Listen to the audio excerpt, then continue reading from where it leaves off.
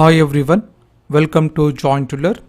ಇವತ್ತಿನ ಒಂದು ಸೆಷನ್ನಲ್ಲಿ KS ಮುಖ್ಯ ಪರೀಕ್ಷೆಯ ತರಗತಿಗಳ ಚರ್ಚೆಯ ಭಾಗವಾಗಿ ಸಾಮಾನ್ಯ ಜ್ಞಾನ ಪತ್ರಿಕೆ 1ರಲ್ಲಿ ವರ್ಣ, ಜಾತಿ ಹಾಗೂ ಜಾತಿ ವ್ಯವಸ್ಥೆಯ ವಿಕಾಸ ಈ ವಿಷಯದ ಕುರಿತು ಚರ್ಚೆ ಮಾಡೋಣ. ಮೊದಲನೇದಾಗಿ ಈ ಒಂದು ವಿಷಯದ ಮೇಲೆ KS ಮುಖ್ಯ ಪರೀಕ್ಷೆಯಲ್ಲಿ 10 ಅಥವಾ 15 ಅಥವಾ 20 ಅಂಕಗಳಿಗೆ ಪ್ರಶ್ನೆ ಕೇಳುವಂತಹ ಸಾಧ್ಯತೆ ಇರುತ್ತೆ. ಸೊ ಭಾರತದಲ್ಲಿ ಜಾತಿ ವ್ಯವಸ್ಥೆ ಅನ್ನೋದೇನಿದೆ, ಇವತ್ತು ನಾವು ಮತ್ತು ನೀವು ಕಾಣ್ತಾ ಇರುವಂತಹ ಜಾತಿ ವ್ಯವಸ್ಥೆ ಏನಿದೆ ಅದಕ್ಕೆ ಸಾವಿರಾರು ವರ್ಷಗಳ ಇತಿಹಾಸ ಇದೆ.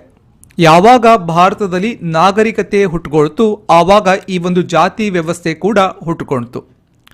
ಭಾರತದಲ್ಲಿ ವರ್ಣ ಮತ್ತು ಜಾತಿ ವ್ಯವಸ್ಥೆಯ ವಿಕಸನ ಏನಿದೆ ಸಾವಿರಾರು ವರ್ಷಗಳ ಇತಿಹಾಸವನ್ನ ಹೊಂದಿರುವಂತಹ ಒಂದು ಸಂಕೀರ್ಣ ಮತ್ತು ಬಹುಮುಖಿಯಾದಂತಹ ಐತಿಹಾಸಿಕ ಪ್ರಕ್ರಿಯೆ ಆಗಿದೆ. ಈ ಒಂದು ವ್ಯವಸ್ಥೆಗಳ ಮೂಲವನ್ನ, ಈ ಒಂದು ಜಾತಿ ವ್ಯವಸ್ಥೆ ಏನಿದೆ ಅದರ ಮೂಲವನ್ನ ಪ್ರಾಚೀನ ಭಾರತೀಯ ಸಮಾಜದಲ್ಲಿ ನಾವು ಗುರುತಿಸಬಹುದು. ಉದಾಹರಣೆಗೆ ವೇದಗಳ ನಾಗರಿಕತೆಯಲ್ಲಿ ಕೂಡ ಅದನ್ನು ಗುರುತಿಸಬಹುದು.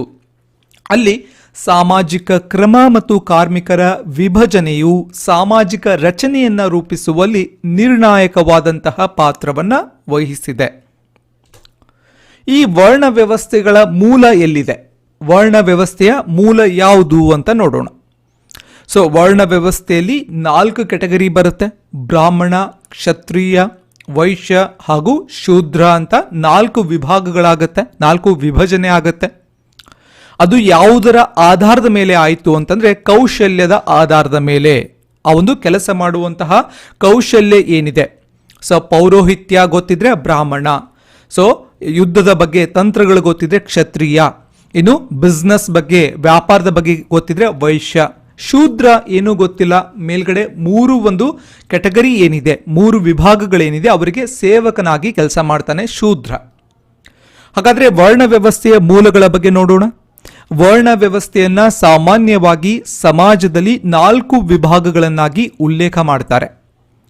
ಪ್ರಾಚೀನ ಭಾರತೀಯ ಗ್ರಂಥಗಳಲ್ಲಿ, ವಿಶೇಷವಾಗಿ ಹಳೆಯ ಪವಿತ್ರ ಗ್ರಂಥಗಳಲ್ಲಿ ಒಂದಾದಂತಹ ಋಗ್ವೇದದಲ್ಲಿ ಒಂದು ಉಲ್ಲೇಖ ಇದೆ. ಸೊ ಋಗ್ವೇದ ಅನ್ನೋದು 4 ವೇದಗಳಲ್ಲಿ ಒಂದು. ಋಗ್ವೇದ, ಯಜುರ್ವೇದ, ಸಾಮವೇದ ಮತ್ತು ಅಥರ್ವಣ ವೇದ 4 ವೇದಗಳು ಬರುತ್ತೆ. ಅದರಲ್ಲಿ ಋಗ್ವೇದ ಅತ್ಯಂತ ಒಂದು ಹಳೆಯ ವೇದ, ಓಲ್ಡೆಸ್ಟ್ ವೇದ ಅಂತ ನಾವು ಕರಿತೀವಿ. ಈ ಋಗ್ವೇದದಲ್ಲಿ ಒಂದು ಉಲ್ಲೇಖ ಇದೆ. ಆ ಋಗ್ವೇದದ ಪ್ರಕಾರ ಸಮಾಜವನ್ನ 4 ಪ್ರಾಥಮಿಕ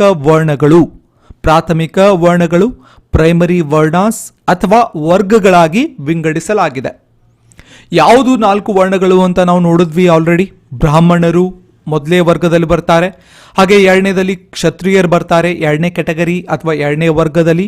ಹಾಗೆ 3ನೇ ವರ್ಣದಲ್ಲಿ ವೈಶ್ಯರು ಬರ್ತಾರೆ, 4ನೇ ವರ್ಣದಲ್ಲಿ ಶೂದ್ರರು ಬರ್ತಾರೆ.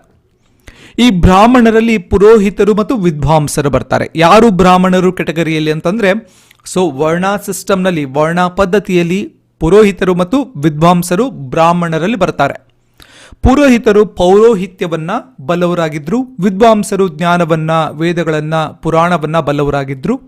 ಸೊ ಇವರು ನಾಲೆಡ್ಜ್ ಪೀಪಲ್, ಬುಕಿಶ್ ನಾಲೆಡ್ಜ್ ಅನ್ಬಹುದು. ಸೊ ಆ ಒಂದು ಕೌಶಲ್ಯ ಅವ್ರ ಹತ್ರ ಇತ್ತು, ಆ ಒಂದು ಕೆಟಗರಿಯಲ್ಲಿ ಬರ್ತಾರೆ. ಆಲ್ರೆಡಿ ಹೇಳಿರೋ ಹಾಗೆ ಈ ವಿಭಜನೆ ಯಾವುದರ ಆಧಾರದ ಮೇಲೆ, ಕೌಶಲ್ಯದ ಆಧಾರದ ಮೇಲೆ. 2ನೇದಾಗಿ ಕ್ಷತ್ರಿಯರು ಬರ್ತಾರೆ. ಕ್ಷತ್ರಿಯರಲ್ಲಿ ಯಾರ್ಯಾರು? ಯೋಧರು ಬರ್ತಾರೆ, ಯುದ್ಧ ಮಾಡುವಂತಹ ತಂತ್ರ ಗೊತ್ತಿದ್ದಂಥವರು ಯೋಧರು, ಮತ್ತು ಆಡಳಿತಗಾರರು, ಅಡ್ಮಿನಿಸ್ಟ್ರೇಟಿವ್ ಪೀಪಲ್ ಅವರು ಬರ್ತಾರೆ ಕ್ಷತ್ರಿಯರ ಕೆಟಗರಿಯಲ್ಲಿ. 3ನೇದಾಗಿ ವೈಶ್ಯರು, ಇದರಲ್ಲಿ ವ್ಯಾಪಾರಿಗಳು ಬರ್ತಾರೆ ಮತ್ತು ಕೃಷಿಕರು ಬರ್ತಾರೆ. ಇನ್ನು 4ನೇದಾಗಿ ಶೂದ್ರರು, ಕಾರ್ಮಿಕರು ಬರ್ತಾರೆ. ಇದರಲ್ಲಿ ಒಟ್ಟಾಗಿ ಸೇವೆಯನ್ನು ಒದಗಿಸುವವರು. ಈ ಮೇಲಿನ 3 ಜನಕ್ಕೆ, ಬ್ರಾಹ್ಮಣ, ಕ್ಷತ್ರಿಯ, ವೈಶ್ಯನಿಗೆ ಸೇವೆ ಮಾಡೋದು ಇವರ ಶೂದ್ರರ ಕೆಲಸ ಆಗುತ್ತೆ. ವರ್ಣ ವ್ಯವಸ್ಥೆಯನ್ನ ಆರಂಭದಲ್ಲಿ ಜನರ ಸ್ವಾಭಾವಿಕ ಸಾಮರ್ಥ್ಯ ಮತ್ತು ಕೌಶಲ್ಯಗಳ ಆಧಾರದ ಮೇಲೆ ವಿಭಾಗಿಸಲಾಗಿತ್ತು. ಅವರ ಕೌಶಲ್ಯ ಅಥವಾ ಸ್ವಾಭಾವಿಕ ಸಾಮರ್ಥ್ಯ, ಅವ್ರ ಹತ್ರ ಏನು ಸಾಮರ್ಥ್ಯ ಇದೆ, ಒಬ್ಬ ಡಾಕ್ಟರ್ ಹತ್ರ ಏನು ಸಾಮರ್ಥ್ಯ ಇರುತ್ತೆ, ಅವನಿಗೆ ಒಂದು ವೈದ್ಯಕೀಯ ಒಂದು ನಾಲೆಡ್ಜ್ ಇರುತ್ತೆ, ಅಥವಾ ಉಪಚಾರ ಮಾಡೋದು, ವೈದ್ಯೋಪಚಾರ ಮಾಡುವಂಥ ನಾಲೆಡ್ಜ್ ಇರುತ್ತೆ. ಆ ಕಾರಣಕ್ಕಾಗಿ ಅವರಿಗೆ ಡಾಕ್ಟರ್ ಅಂತಾರೆ. ಅದೇ ರೀತಿ ಒಬ್ಬ ಇಂಜಿನಿಯರ್ ಒಂದು ಬಿಲ್ಡಿಂಗನ್ನು ಕಟ್ತಾರೆ, ಅವರಿಗೆ ಇಂಜಿನಿಯರ್ ಅಂತಾರೆ. ಆ ಒಂದು ಕೌಶಲ್ಯ ಇರುತ್ತೆ. ಅದೇ ರೀತಿ ಕೌಶಲ್ಯದ ಆಧಾರದ ಮೇಲೆ ಇಲ್ಲೆಲ್ಲ ವಿಭಜನೆ ಇತ್ತು ಮುಂಚೆ ಸ್ಟಾರ್ಟಿಂಗಲ್ಲಿ. ಬಟ್ ತದನಂತರದಲ್ಲಿ ಏನಾಯಿತು ಅಂತ ನೋಡೋಣ. ವರ್ಣ ವ್ಯವಸ್ಥೆಯ ವಿಕಾಸ ಮೂಲದ ಬಗ್ಗೆ ನೋಡಿದ್ವಿ. ವರ್ಣ ವ್ಯವಸ್ಥೆಯ ವಿಕಾಸ ಯಾವ ರೀತಿ ಆಗ್ತಾ ಹೋಗ್ತಾ ಇದೆ.